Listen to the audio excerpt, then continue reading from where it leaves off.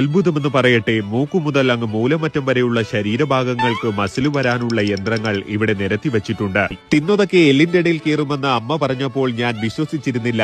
എന്നാൽ ആ പ്രതിഭാസമാണ് നിങ്ങൾ ഇപ്പോൾ കണ്ടുകൊണ്ടിരിക്കുന്നത്. ഇവിടുത്തെ എല്ലാ യന്ത്രങ്ങളിലും ശരീരത്തിന്റെ ഏതു ഭാഗത്തേക്കാണെന്നും എങ്ങനെയാണ് ഉപയോഗിക്കേണ്ടതെന്നും വളരെ കൃത്യമായി രേഖപ്പെടുത്തിയിട്ടുണ്ടാകും. ഇത്തരത്തിലുള്ള കടവാവലുകളെ നോക്കി ചെയ്യാനിരുന്നാൽ വാരിയല് ആമാശയത്തിൽ തറച്ചുകയറി ചത്തുപോകും ഗൈസ്. നാട്ടിലെ എല്ലാ കൊതിയുന്നുടയും ഹോൾസെയിലായി മറിച്ചടിക്കുന്ന സ്ഥലം. പോരാത്തതിന് 1 മിനിറ്റിൽ 12 തവണ വെള്ളം കൂടി. എന്റെ അറിവിൽ കുടുംബശ്രീ യൂണിറ്റുകളിൽ പോലും ഇത്രയും ചർച്ചകൾ നടന്നതായി തോന്നുന്നില്ല. മന്തി റൈസിന് മുകളിലിരിക്കുന്ന അൽഫാമിന്റെ പീസ് പോലൊരു കലാരൂപം. ഇത് ഏതു ഭാഗത്തെ മസിലിനെന്ന് മാത്രം ചോദിക്കരുത് ഗൈസ്, എനിക്കറിയില്ല.